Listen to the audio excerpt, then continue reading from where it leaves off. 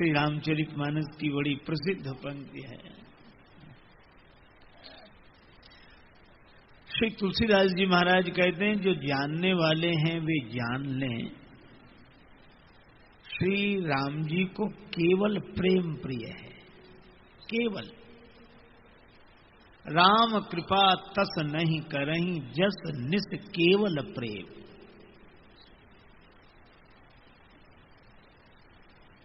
भक्तों के पास केवल प्रेम होता है, और इसीलिए भगवान का अवतार भी केवल भक्तों के लिए होता है।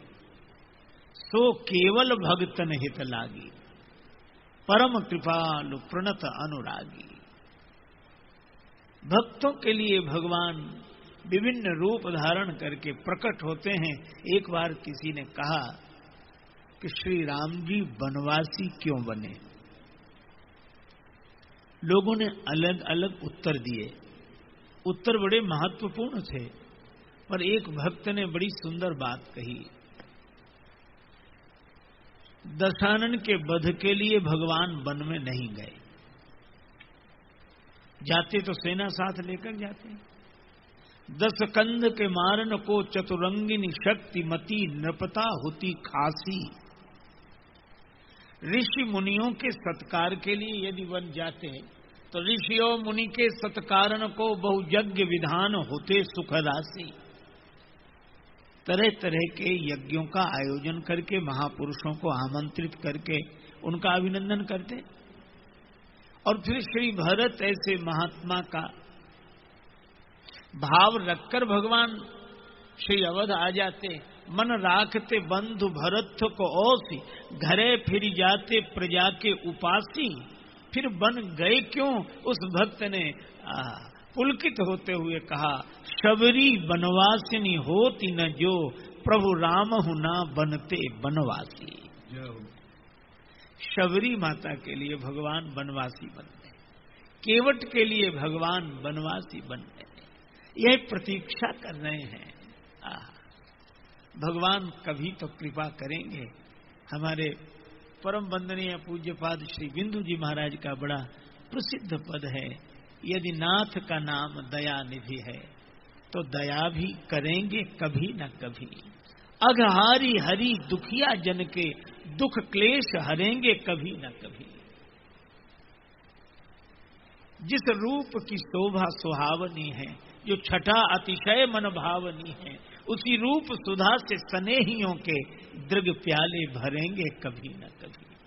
जहाँ गीध निखाद का आदर है, जहाँ व्याध अजामिल का घर है, वही वेश बना के उसी घर में हम जा ठहरेंगे कभी न कभी। और एक तो इतनी सुंदर बात कही कि किस आधार पर आप कहते हो कि हम वहीं पहुंचेंगे? तो कहा कि देखो, मुकदमे में गवाह मिल जाए तो व्यक्ति जीत जाता है।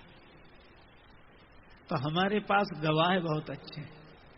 करुणानिधि नाम सुनाया जिन्हें, करुणामृत पान कराया जिन्हें, सरकार अदालत में वो गवाह सभी गुजरेंगे कभी न कभी। हम द्वार पे आपके आके पड़े, मुद्दत से इसी जिद पर हैं अड़े। अघ सिंधु तरे जो बड़े से बड़े, तो ये बिंदु तरेंगे कभी न कभी। भगवान पर भरोसा रख के भक्त प्रतीक्षा करता है। कौशल्या माता ने प्रतीक्षा की, महाराज दशरथ ने प्रतीक्षा की, लेकिन आज तड़प बढ़ गई। तुलसीदास जी कहते हैं, एक बार भूपति मन माही, एक बार मन माही,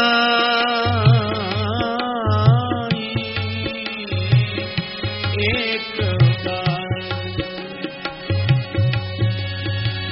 भय गिलानी मोरे सुतनाही, एक बार भूपति मन माही,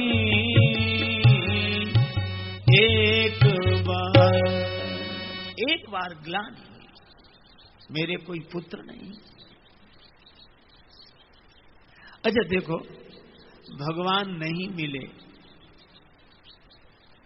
ऐसी गिलानी कभी कभी किसी किसी भाग्यशाली के मन में होती है, और वे गुरुदेव के पास गए, गुरुदेव के चरणों में प्रणाम किया। गुरुजी ने कहा कि धैर्य रखो, 4 पुत्र होंगे, तुम्हें भगवान ने वचन दिया 3 बार, सत्य सत्यपन सत्य हमारा, और आए नहीं। भगवान भी वचन देकर नहीं आ रहे हैं। किसी ने भगवान से कहा कि प्रभु क्या यही वचन की मर्यादा है, आप 3-3 बार कहकर नहीं जा रहे हैं। भगवान ने कहा कि मर्यादा के कारण ही तो नहीं जा रहा, क्योंकि अगर मैं ऐसे ही चला जाऊंगा तो लोग यही कहेंगे कि भगवान को पाने के लिए गुरुदेव की कोई आवश्यकता नहीं, भगवान तो ऐसे ही मिल जाते हैं। तो कहा कि इन्हें मिलोगे कैसे? भगवान ने कहा इन्हें तब मिलेंगे जब ये गुरुदेव के दर पर जाएंगे, तब हम इनके घर पर जाएंगे। और गुरु जी के दर पर वशिष्ठ जी ने प्रार्थना की।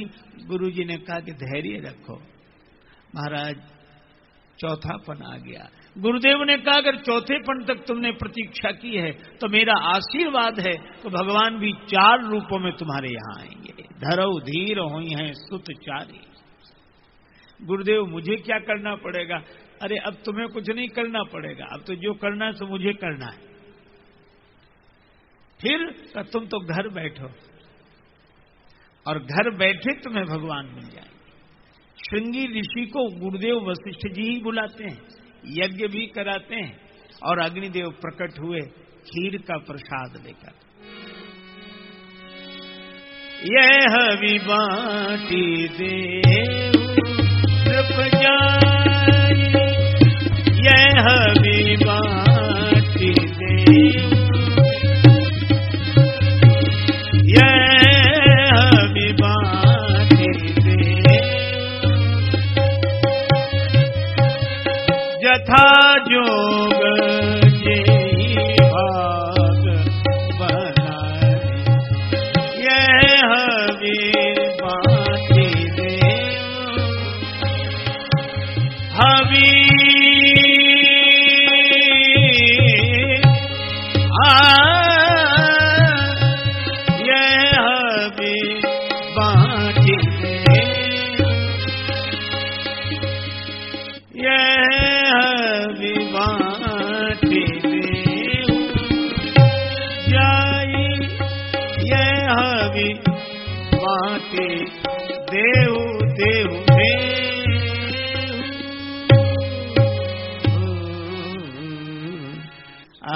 अग्निदेव कहते हैं महाराज ये हवि का प्रसाद बांट लीजिए, खीर।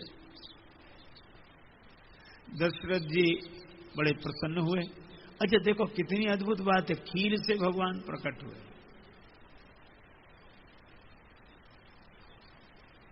अब इसमें कितना अद्भुत रहस्य, मिथिला वाले तो बड़ा विनोद करते हैं।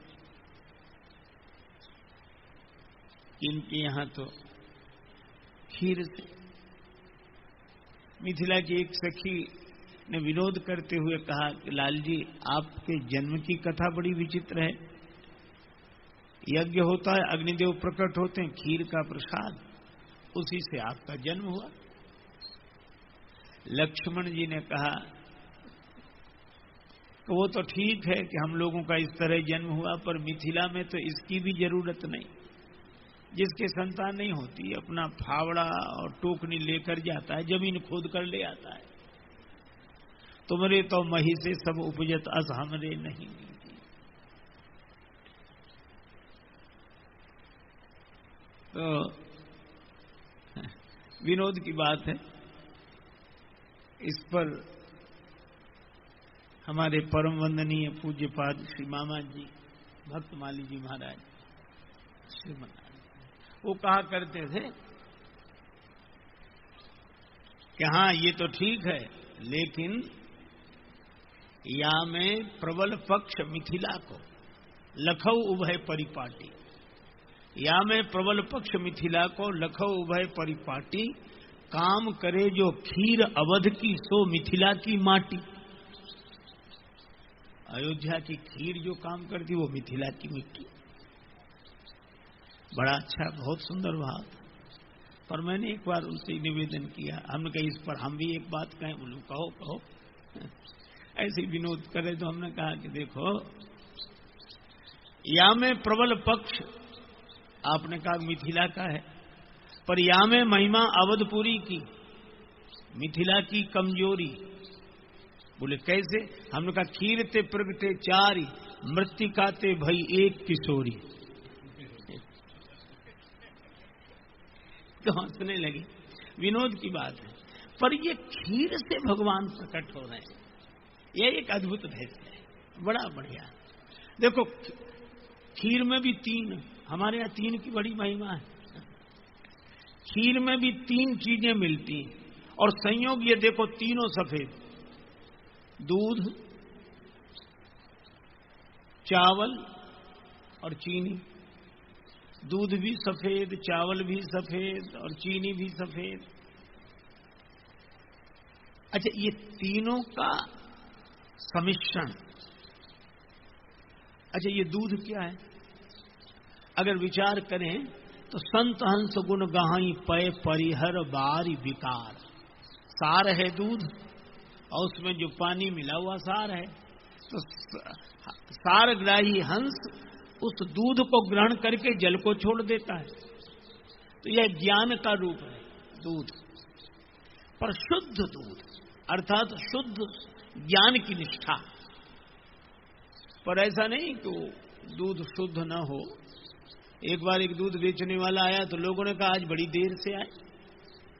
दूध बेचने के लिए बड़ी देर से आए, तो कहने लगा कि हम क्या देर से आए, आज नल ही देर से आए।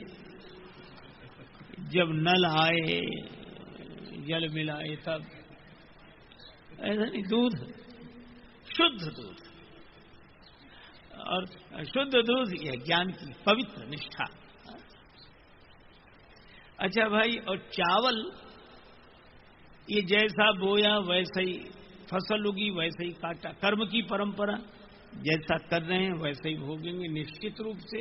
अवश्यमेव भोक्तव्यम कृतम कर्म शुभाशुभम। प्रारब्ध तो भोगना ही होता है।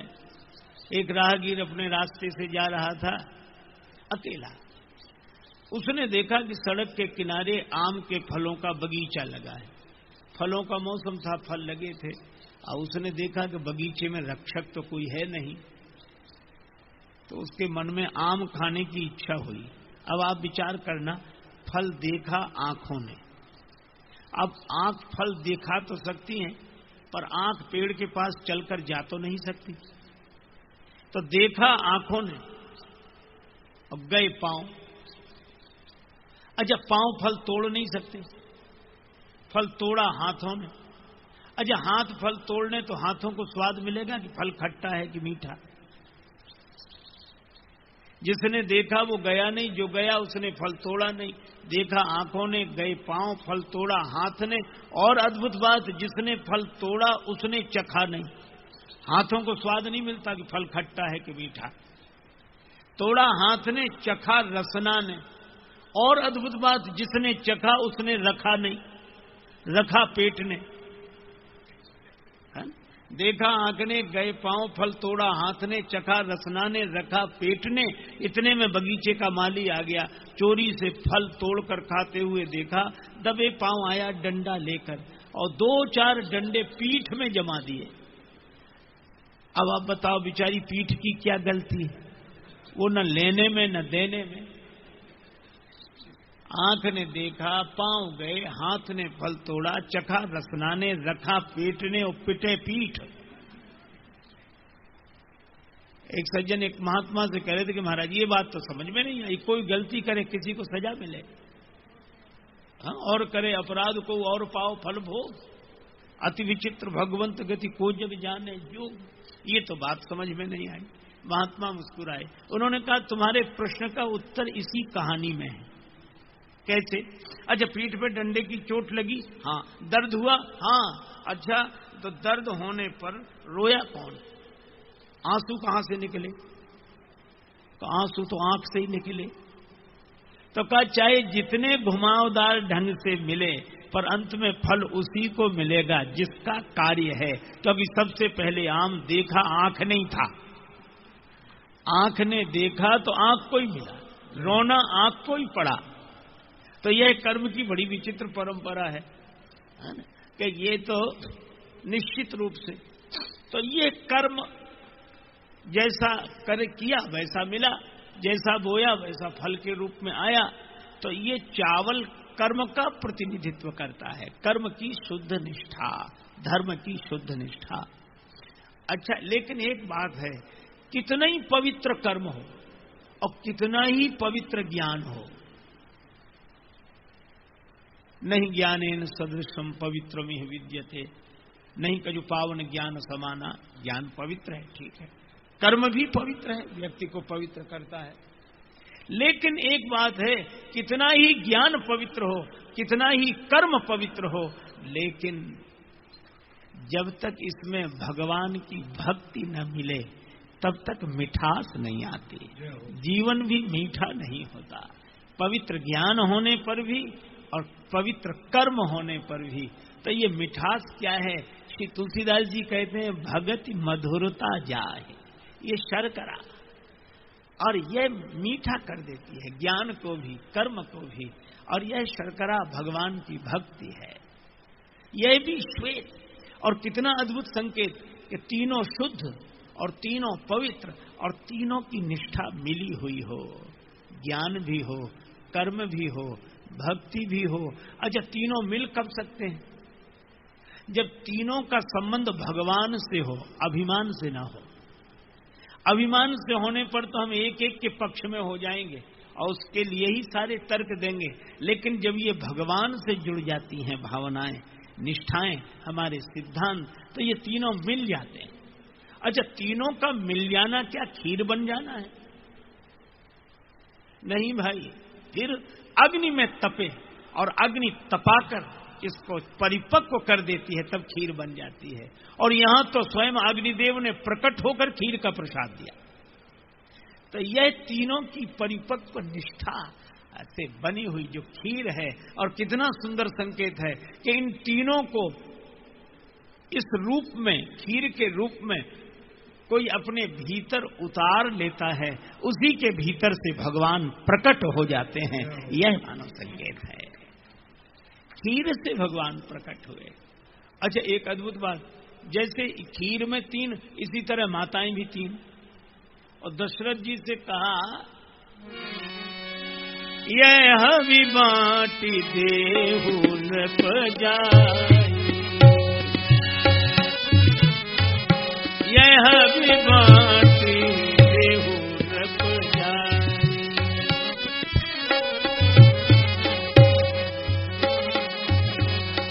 यथा जोग जही भाग बनाई, यथा जोग जही भाग बनाई, बाँट देहु नृप जाई, यह भी बाटी देहु नृप जाई, यह भी बाटी देहु नृप, बाटी देहु, बाटी दे। इस हवि का वितरण कर दो, यथा जोग जेहि भाग बनाई। अच्छा, अब देखो कितना सुंदर संकेत। दशरथ जी ने आधा भाग कौशल्या जी को दिया, शेष बचा उसके 2 भाग हुए। तो वह कैकेयी जी को 1 भाग दिया गया, जो शेष बचा उसके 2 भाग हुए, वह कौशल्या जी और कैकेयी जी के द्वारा सुमित्रा जी को दिलाया गया। कितना सुंदर संकेत है, ज्ञान, कर्म और भक्ति। माता कौशल्या ज्ञान रूपा है और कैकेयी माता क्रिया शक्ति का प्रतिनिधित्व कर रही हैं, और सुमित्रा माता तो उपासना है, भक्ति रूपा है। और कितना सुंदर संकेत है कि भक्ति को, उपासना को कौशल्या जी, कैकेयी जी ने दोनों ने अपने हाथ से। इसका अर्थ यह है कि भक्ति में इन दोनों का ही प्रवेश है, या ये दोनों भक्ति के कारण ही महिमा मंडित हैं। और इसीलिए सुमित्रा जी को 2 पुत्र हुए और दोनों पुत्रों को कौशल्यानंदन राम जी की सेवा में और कैकेयी किशोर श्री भरत जी की सेवा में लगा दिया। तुम्हारी ही उल्फत के दृग बिंदु हैं ये, तुम्हें सौंपता हूं अमानत तुम्हारी, तुम्ही से मिला तुम्ही को सौंप रहे हैं।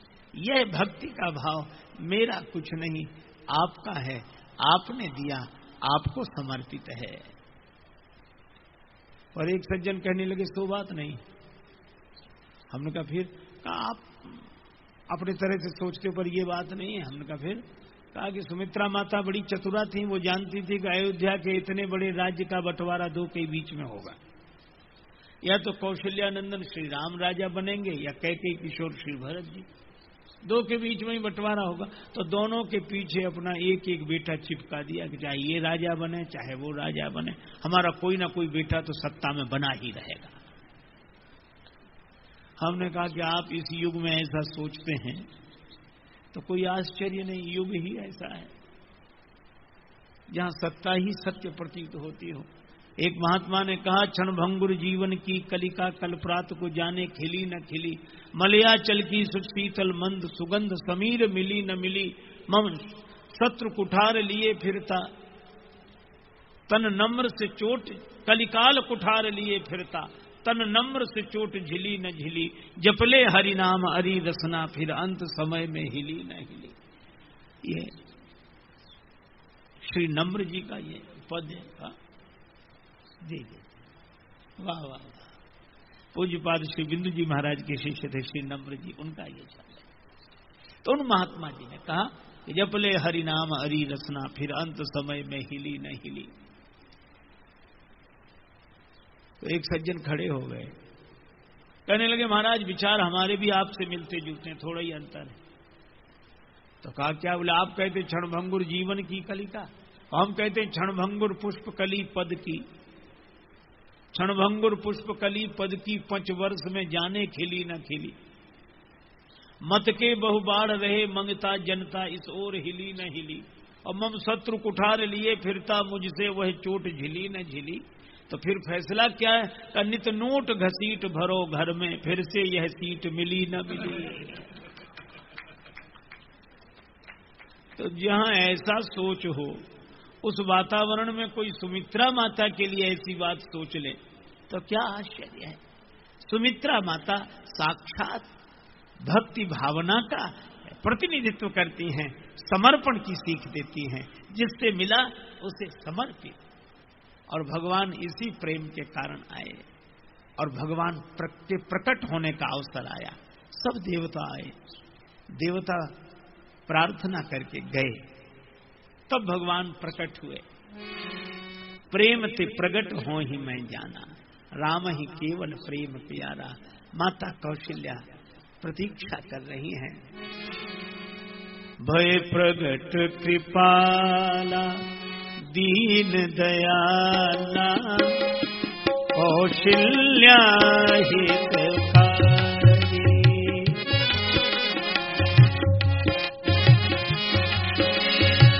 कृपाला दीन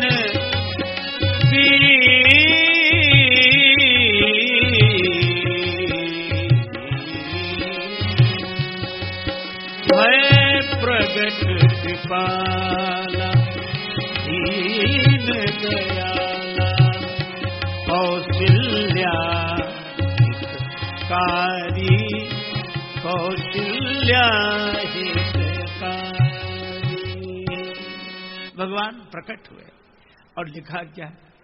भगवान तो सबके लिए आए हैं, लेकिन कौशल्या हितकारी, सो केवल भगतन हित लागे। भक्ति माता कौशल्या जी, इनके मन में जो प्रेम है, भक्ति का भाव है, उसके कारण भगवान प्रकट हुए। लेकिन किस रूप में? चतुर्भुज रूपधारी शंख चक्र गदा पद्म धारण किए हुए भगवान नारायण का विश्व विमोहन स्वरूप देखकर माता आनंदित हो गई और देखा तो देखते ही रह गई। और भगवान को देखा बाहर, दर्शन किया बाहर, और लगा कि यही तो भीतर भी है। मम उर्सो बासी, ब्रह्मांड निकाया निर्मित माया रोम रोम प्रतिवेद कहे। मम उर्सो बासी यह उपहासी सुनत धीर मति थिर न रहे। भगवान भीतर भी हैं बाहर भी हैं, बाहर दिख रहे हैं भीतर से देख रहे हैं, तुम्हारी लीला तुम ही है। और जब लगा कि भीतर भी भगवान है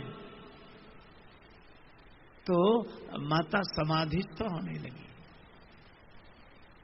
जब भीतर मैं हूं ही नहीं भगवान ही है तो भगवान में लीन होने लगी माता। और भगवान ने सोचा कि ये तो ठीक है लेकिन अभी मुझे लीला करनी है, मुझे लगेगी भूख, और माता समाधि में बैठी रहेंगी तो मुझे पैपान कौन कराएगा, गोद में कौन लेगा। तो भगवान ने देखा कि माता को ज्ञान हो गया है। अच्छा, बड़े से बड़े ज्ञानी की वृत्ति को बहिर्मुखी करने के लिए भगवान की एक मुस्कान काफी है।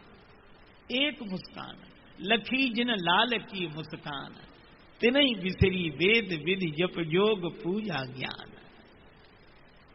आहा, कौशल्या माता भीतर समाधिस्थ होने वाली थी। ऐसी स्थिति भगवान ने ये ज्ञान का सुख तो दे दिया, लेकिन उपजा जब ज्ञाना तो प्रभु मुस्काना, भगवान मुस्कुराए।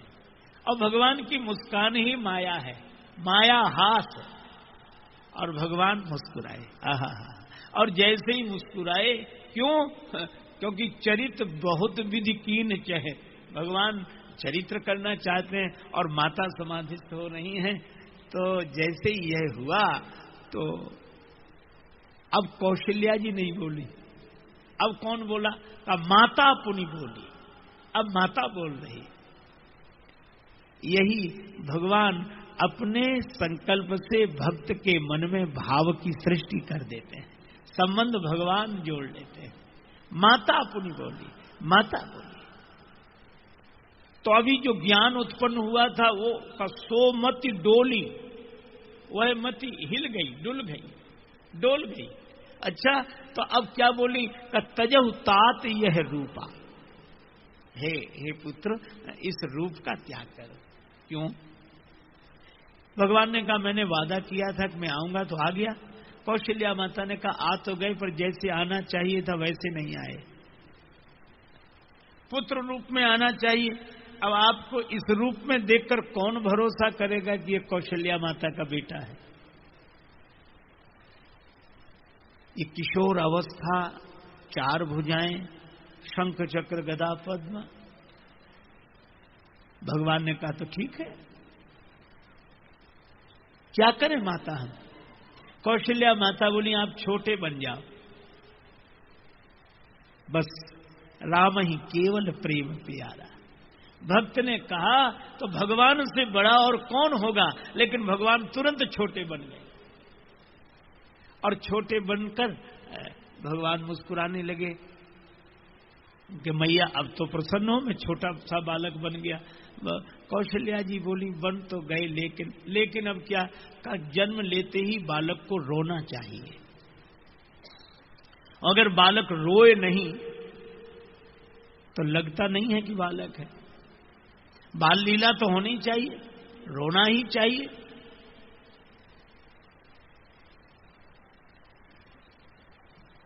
जगत हंसे हम रोए तो रोए। भगवान ने कहा तो रोना भी पड़ेगा।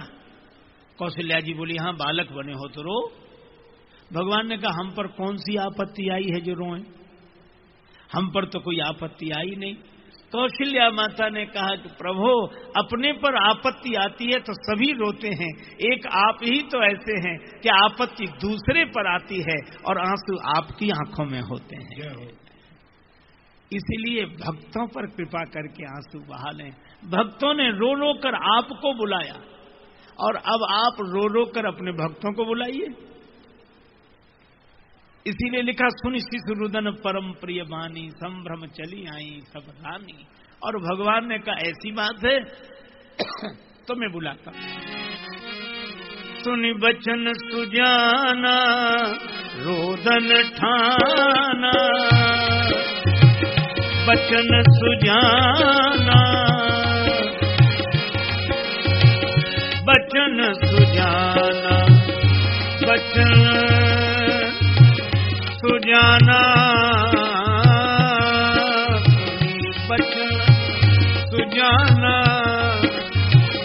रोदन ठाना,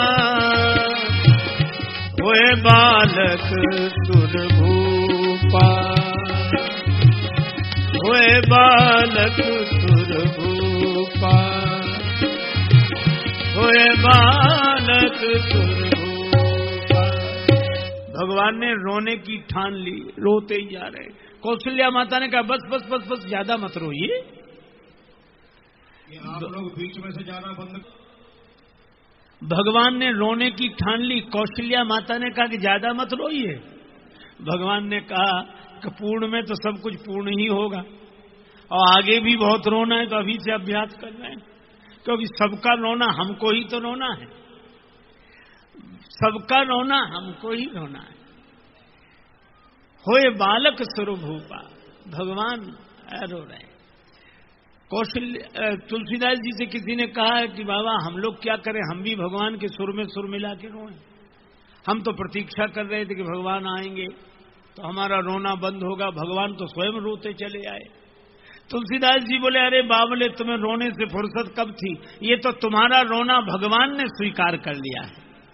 भगवान रो रहे हैं ताकि तुम गा सको, भगवान के रोने की लीला को गाओ, यह चरित्र ये गाँव है। अच्छा बाबा एक बात बताओ, क्या ये भगवान वही हैं जो ऊपर रहते हैं? हाँ हैं तो वही, तो ये तो यहां आ गए। हाँ तो इस समय इनकी जगह कौन होगा? का मतलब क्या तुम्हारा? कि एक बार भगवान का पद मिल जाए। तुलसीदास जी बोले मिल जाएगा, पर यह चरित्र ये गावई हरि पद पावई, सोई हरिपद अनुभवे परम सुख अतिशय द्वैत वियोगी। उसे हरिपद की प्राप्ति होगी, नर में नारायण भाव जागेगा। लेकिन भक्तों ने कहा कि नहीं, हम भगवान के पद पर कैसे बैठेंगे? तो तुलसीदास जी ने कहा कि तुम्हारे लिए पद पर बैठने की बात नहीं है, तुम भगवान के पद कमलों में बैठोगे। ये चरित्र जे गावई हरिपद पावई, ते न परई भव खूबा। ये चरित्र जे गावई हरिपद पावई, ते न परई भव खूबा। ये चरित्र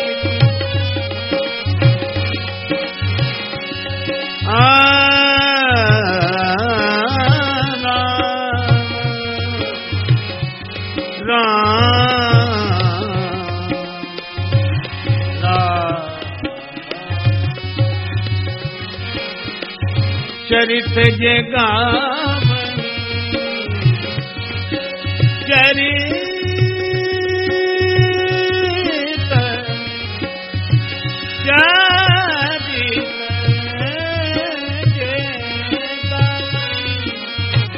चरित्र जे गावई हरिपद पावई, ते न पढ़ई भव खूबा।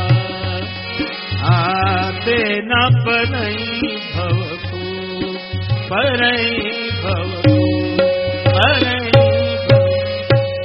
भगवान प्रकट होते हैं, विप्रधेनु सुर संत हित लीन मनुज अवतार। ब्राह्मणों के लिए, गौ माता के लिए, देवताओं के लिए और संतों के लिए भगवान का अवतार होता है। एक ने कहा केवल इन्हीं चार के लिए बस?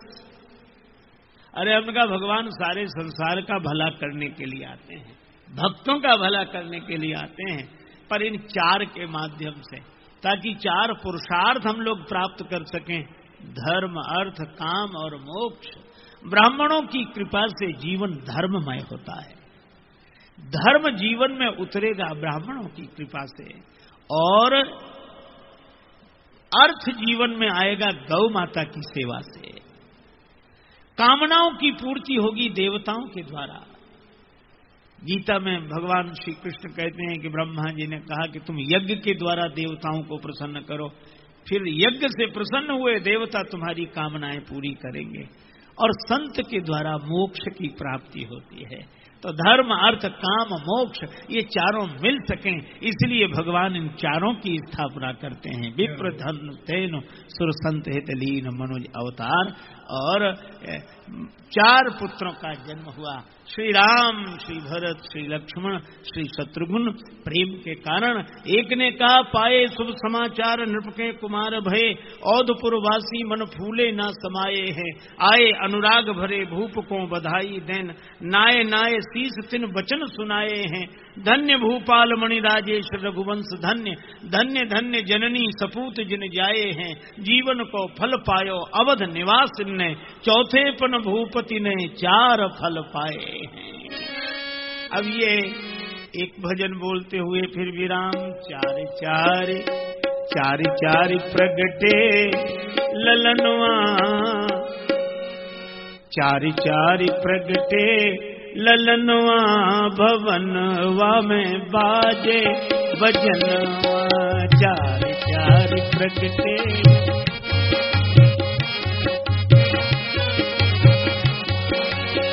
बाजे भजनवा, बाजे भजनवा।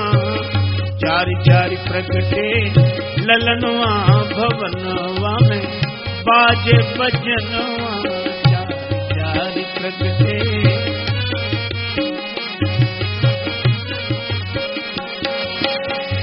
दुई सुत नील मणि छवि छीनत, दुई सुत नील मणि छवि छीनत। दुई सुत कंचन बरनवा, भवनवा में बाजे भजनवा। दुई सुत कंचन बरनवा, भवनवा में बाजे भजनवा। नारद मुदित बजावे बीणा, नारद मुदित बजावे बीणा। काग करे कीर्तनवा, भवनवा में बाजे भजनवा। 4 4 प्रगटे ललनवा, भवनवा में बाजे भजनवा।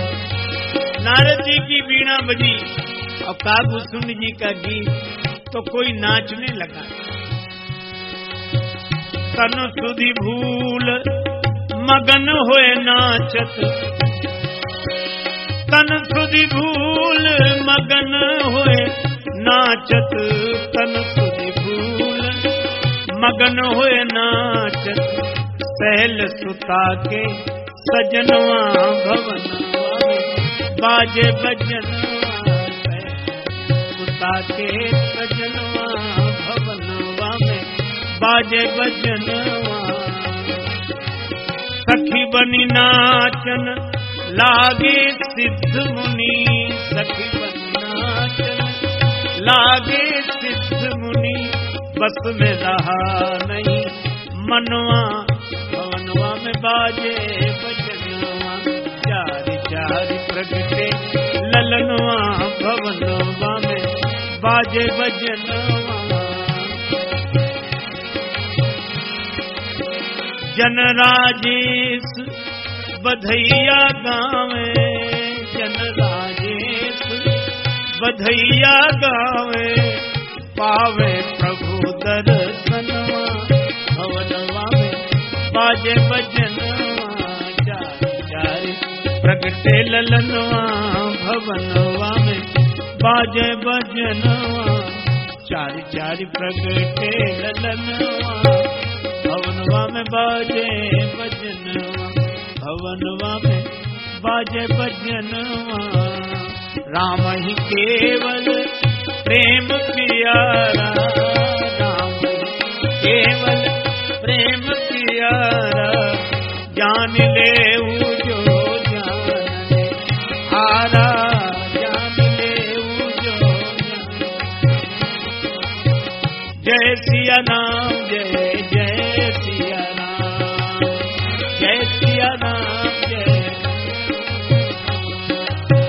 जय सिया राम, जय जय सिया राम, जय सिया राम, जय सिया राम, जय जय सिया राम, जय जय सिया राम। सिय सिय सुमिरत राम जु, सिय सुमिरत श्री राम। जुगल नाम राजेश जपि, भगत लहे विश्राम।